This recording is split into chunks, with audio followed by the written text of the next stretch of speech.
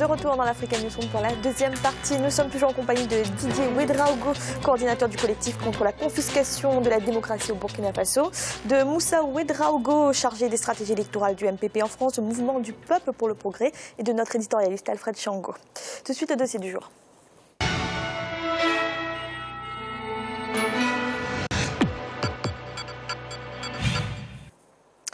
Le Burkina Faso dispose de peu de ressources énergétiques en proie à de récurrents problèmes d'électricité. Les autorités ont mis en place l'Agence nationale des énergies renouvelables et de l'efficacité énergétique. L'objectif est de faire passer le taux d'électrification du pays à 85%. Un reportage de notre correspondant Jean-Paul Ouedraogo.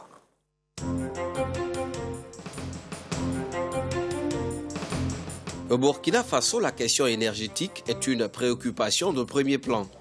Au cœur de l'activité socio-économique du pays, elle est apparue comme une matière rare et demeure difficile d'accès. Pour apporter des réponses aux multiples appels lancés par les citoyens, l'État en octobre 2016 a mis en place l'Agence nationale des énergies renouvelables et de l'efficacité énergétique. Elle ambitionne l'accroissement à 85% du taux d'électrification qui est actuellement de 18% et doubler de 500 000 à 1 million le nombre d'abonnés à l'horizon 2020. Même si elle ne rassure guère une partie des Burkinabés, cette initiative fonde néanmoins des espoirs quant à l'anticipation d'une éventuelle crise majeure. Toutefois, sera-t-elle la solution en présence d'une offre limitée de ressources? À quoi répond la notion d'efficacité énergétique? Quelle est la place du solaire dans la vision énergétique du Burkina? Selon des informations disponibles sur le site officiel de la Société nationale burkinabé d'électricité, le Burkina Faso en 2016 exploite 3 sources d'énergie. Il s'agit de centrales thermiques au nombre d'une vingtaine, de 4 centrales hydroélectriques, plus de 3000 biodigesteurs et les interconnexions avec les pays voisins, dont la Côte d'Ivoire et le Ghana. Malgré ces différentes sources d'approvisionnement, le pays ne dispose ni de combustible pour ses centrales, ni d'assez de kilowatts pour relever les défis du développement. Nous avons dit pendant la transition qu'il fallait aller effectivement vers ces états généraux, comme il y a eu ça aussi, la question de la justice là, pour qu'on essaie de voir ensemble qu'est-ce qu'il faut faire pour vraiment en tout cas tracer les voies qui mènent en tout cas à un approvisionnement suffisant et efficace du pays. On n'a pas été entendu, bon, donc les autorités ont envie de faire de remettre ça sous le compte du pouvoir passé. Et rien ne s'est fait. En 2013, les chiffres de la Sonabel ont indiqué un taux de recouvrement des clients particuliers de 97%. Pour la même période, le taux de recouvrement des bâtiments de l'administration publique a atteint 84,45% et 88% pour les collectivités. Le coût de revient du kilowattheure, toujours à la même année, était de 138,31 francs CFA, tandis que le prix de vente moyen était de 125,6 francs CFA. En dépit de ces taux, elle reste déficitaire et n'arrive toujours pas à assurer son activité conformément aux attentes des Burkinabés. Les perspectives sont aussi intéressantes parce que l'OACI, l'aviation civile du Burkina, souhaite en tout cas voir dans quelle mesure, dans les 2 prochaines années, utiliser l'huile de jatropha sur les appareils au sol au Burkina Faso et progressivement dans la sous-région. Le 5 octobre 2016, un référentiel énergétique est lancé dans l'optique de changer l'environnement en question. Il s'agit du document d'orientation de l'Agence nationale des énergies renouvelables et de l'efficacité énergétique. Celui-ci traduit entre ses lignes la volonté de l'exécutif de faire du mix énergétique la solution radicale au problème des Burkinabés. Car pour le gouvernement, le solaire reste de loin la source renouvelable la plus abondante pour faire face à l'offre limitée de ressources. Le Burkina, aujourd'hui, dans son système d'exploitation énergétique, est caractérisé donc par un déficit de l'offre par rapport à la demande dans l'ensemble des segments du système d'exploitation énergétique. Et vous savez également que nous sommes dans un contexte donc, de transition énergétique à travers le monde où l'ensemble des regards aujourd'hui en matière d'exploitation énergétique sont tournés vers les énergies renouvelables. Et vous savez également que le Burkina a un bassin énorme, en tout cas un potentiel énorme en matière d'énergie renouvelable, particulièrement pour ce qui concerne donc l'énergie solaire. Mais avant, il faudra réorganiser la chaîne du solaire. En effet, celle-ci est caractérisée par une anarchie totale dans chacun de ses maillons, à savoir l'importation, la commercialisation, les installations et la ressource humaine qualifiée. Une fois refondée, c'est une chaîne qui permettra, en plus d'une bonne culture de l'efficacité énergétique, de trouver des réponses structurelles aux problèmes de l'heure. Au nombre de ces problèmes, l'inadaptation et le mauvais entretien du réseau de transport, entre autres. En matière d'exploitation d'énergie, il ne s'agit pas seulement de produire l'énergie et de l'exploiter. Il faut également produire et exploiter dans de bonnes conditions pour qu'une bonne proportion de l'énergie que vous produisez ne se perde pas, soit au niveau de la production, soit au niveau du transport ou au niveau de l'exploitation. D'où donc l'instauration de la culture donc, de l'efficacité énergétique pour pouvoir donc protéger notre production et la rendre donc efficiente dans son exploitation. C'est-à-dire avec un peu d'énergie, faire plus, au lieu d'éviter un peu le gaspillage. C'est pas dans les familles comme ça, on sait que le pays n'a pas assez d'énergie pour approvisionner tous les ménages. Le peu qu'on a, il faut qu'on utilise de façon optimale. Au-delà des rôles qui lui sont assignés, l'Agence nationale des énergies renouvelables et de l'efficacité énergétique entend également mettre en exécution les grands projets solaires du Programme national de développement économique et social, PNDES, référentiel d'orientation de la gouvernance du président Roch Kaboré sur les 5 années à venir. Et pour y parvenir, la capacité du gouvernement à braver les difficultés passera aussi par la régulation du secteur de l'électricité. C'est un point qui fait d'ailleurs partie du paysage institutionnel et juridique de ce secteur. Nous sommes là pour attirer l'attention des autorités politiques, des sociétés de production d'électricité, pour leur dire « Ah non, ne partez pas dans ce sens, cela va entraver le développement des activités ». Donc, il faut absolument la régulation, le marché régional de l'électricité, régulateur régional de l'électricité. Et il faut un cadre juridique conséquent. Convaincu que le développement passera nécessairement par le relèvement du défi de l'énergie, les autorités ont décidé de faire de la promotion du solaire leur cheval de bataille. Elles promettent également investir dans la recherche, l'éducation et la formation. Quant au financement que la réforme devra engendrer, il se chiffre à plusieurs milliards de francs CFA et ne manquera pas de présenter ses succès à l'heure du bilan, foi du ministre en charge de l'énergie.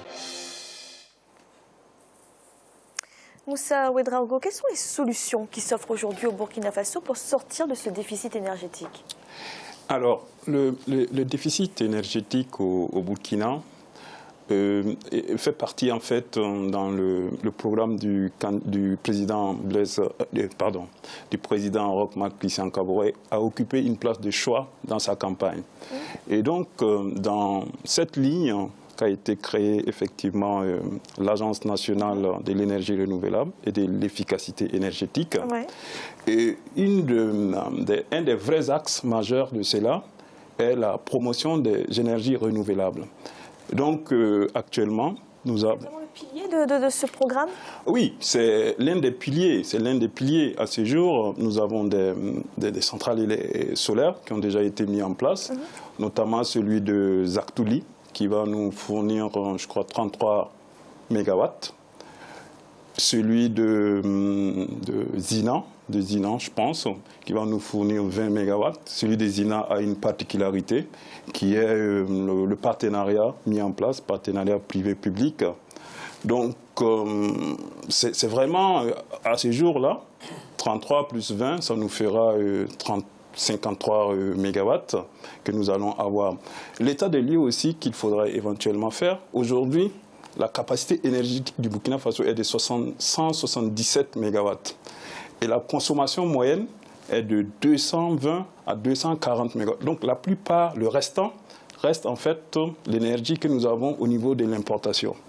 Donc les plaintes récurrentes liées à l'énergie au Burkina, parce qu'aujourd'hui, au niveau de l'importation en fait, que nous faisons à travers les lignes, la connexion entre la Côte d'Ivoire et le Burkina, elle est construite pour transporter 80 mégawatts.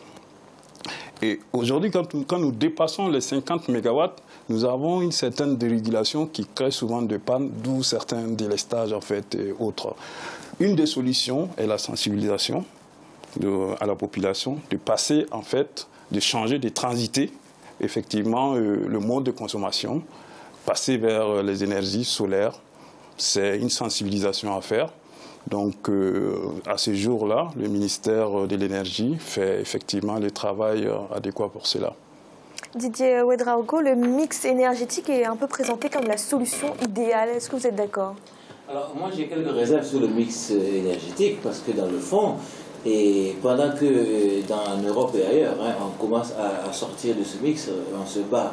Et Dieu sait combien d'énergie on met en Europe, notamment en France, pour sortir un peu de ce mix. On sent très bien qu'à l'avenir, un avenir assez proche, hein, les calculs ont été faits là-dessus, pour qu'on ne continue pas sur des énergies fossiles, si vous voulez. Maintenant, nous sommes encore dans un mix, et encore un mix inefficace, parce que c'est un mix qui ne donne pas... Alfred, que pensez-vous du mix énergétique? Alors, c'est problématique, mais en même temps, c'était une solution à une certaine époque. Ça l'est encore, d'ailleurs, on le voit dans des pays comme le Maroc, où on essaie à la fois de faire dans le solaire, le parc Nour qui a été inauguré, 1, 2, le parc Nour 2 est en cours, et puis l'éolien qu'on est en train de vouloir aussi développer. Et donc, pour essayer justement de compenser, j'allais dire, les ruptures justement de production et puis de distribution. Et c'est vrai que en Europe, ici, on veut sortir du tout nucléaire parce qu'avec tous les risques pour aller vers justement ces autres énergies renouvelables, le solaire, l'éolien, etc. Je crois que l'avenir est là pour tous les pays, pour tous les continents.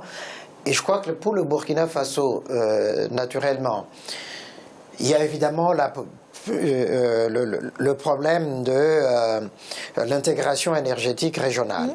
L'Union africaine avait mis en place, et puis la CEDEAO aussi en place, ce projet-là justement de intégration énergétique régionale, avec le financement d'un certain nombre de barrages dans un certain nombre de pays, la Côte d'Ivoire, le Ghana, aujourd'hui la Guinée-Conakry, mais c'est en cours, pour permettre justement de distribuer le surplus vers les pays voisins.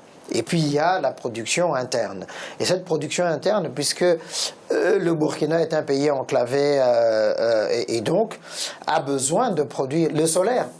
En réalité, on aurait dû y penser depuis longtemps, c'est-à-dire que c'est vraiment le solaire qui aurait pu être la solution à tout ce qu'on connaît aujourd'hui comme délestage et tout. Il n'y a pas de développement sans énergie et sans électricité en particulier. Et si on veut lancer ce projet-là, effectivement, le solaire est l'une des solutions. L'expertise non seulement marocaine est là, on le voit maintenant, tout le monde part au Maroc pour voir ce qui s'y passe. Il y a l'expertise tunisienne aussi, dans la production de ces panneaux photovoltaïques. Et donc, il y a des possibilités dans la coopération sud-sud de pouvoir lancer ces genres de projets. Didier Ouédraogo, vous revenez sur les réserves que vous émettiez sur ce mix énergétique. Moi, les réserves que j'émets sont assez précises. C'est-à-dire qu'il faudrait qu'on passe sur des énergies dont on sait qu'elles sont de l'avenir. Si on continue à exploiter en fait ce qui est déjà assez dérisoire, parce que dans le fond on ne couvre pas les besoins, et on ne couvre pas les besoins nationaux, on ne couvre même pas les besoins domestiques, a fortiori des besoins de développement collectif, etc., ou départementaux, sans compter même des développements régionaux. Donc si on ne rentre pas dans une option, on prend une option définitive d'énergie dont on sait que la production va aller crescendo et dont on sait aussi qu'on va avoir les moyens donc de l'exploiter de manière, je dirais, régionale, pour qu'il y ait une concomitance et sinon une configuration donc d'énergie régionalisée, parce qu'on ne peut pas imaginer qu'aujourd'hui l'énergie qui est dans le poumon, qui doit constituer le poumon d'un développement, soit localisée.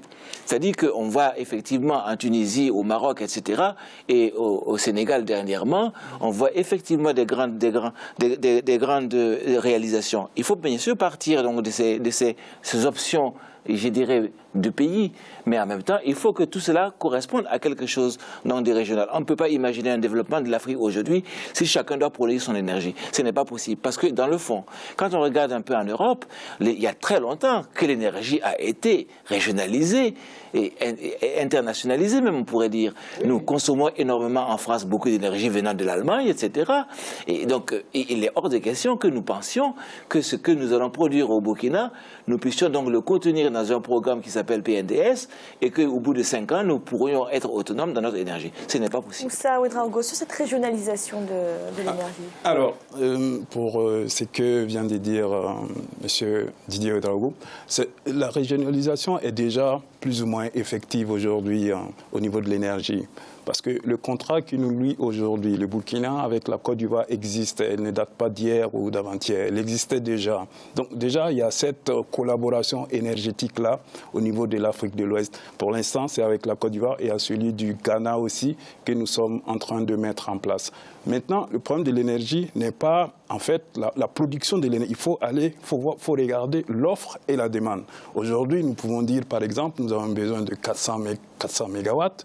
Demain, et en termes d'utilisation, nous pouvons nous retrouver en avoir besoin de 500 ou 600. Donc, il faut surtout regarder l'offre et la demande, je termine, et surtout accentuer aussi la sensibilisation, aller vers cette transition solaire.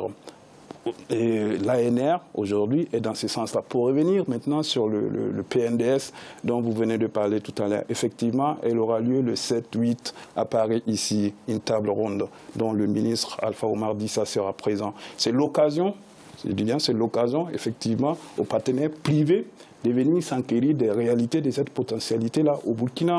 C'est-à-dire la centrale nucléaire Zina, dont je viens de parler, est un partenariat privé-public de l'ordre de 25 milliards de francs CFA, qui est une réalité. Aujourd'hui, c'est une réalité, l'énergie solaire au Burkina. Didier Ouedraogo, une phrase, très rapidement. Je voudrais juste souligner que si nous voulons faire de l'énergie, et de toute façon c'est indispensable autrement, un poumon du développement, quand vous évoquez, M. Moussa, et la conférence de Paris prochainement à Paris, par rapport aux bailleurs de fonds, moi je dirais que si on lie tout le développement du pays sur des bailleurs privés, je n'ai rien contre le privé. Mais le partenariat public-privé n'a pas encore fait ses effets parce que nous sommes en train d'expérimenter ça depuis quelque temps maintenant en Afrique.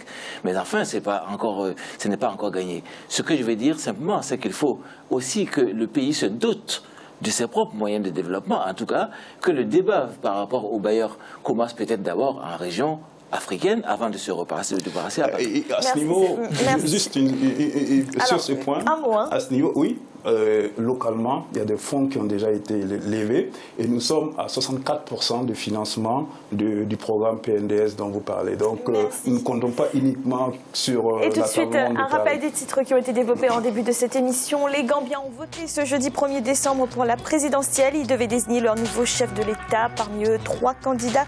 Le président sortant, Yaya Jammeh, qui brigue un 5e mandat. Adama Barrow, candidat unique de l'opposition. Et Mama Kandé, ancien député du parti au pouvoir. Et le Maroc accuse de nouveau la présidente de la Commission de l'Union africaine de faire obstruction à son retour au sein de l'organisation panafricaine. Dans un communiqué daté de ce 30 novembre, le ministère des Affaires étrangères du Royaume estime que Nkosazana Dlamini-Zuma a retardé de manière injustifiée la diffusion de la demande du Maroc aux membres de l'UA. Nous allons marquer une nouvelle pause d'un instant, la 3e partie de l'Africa Newsroom. À tout de suite.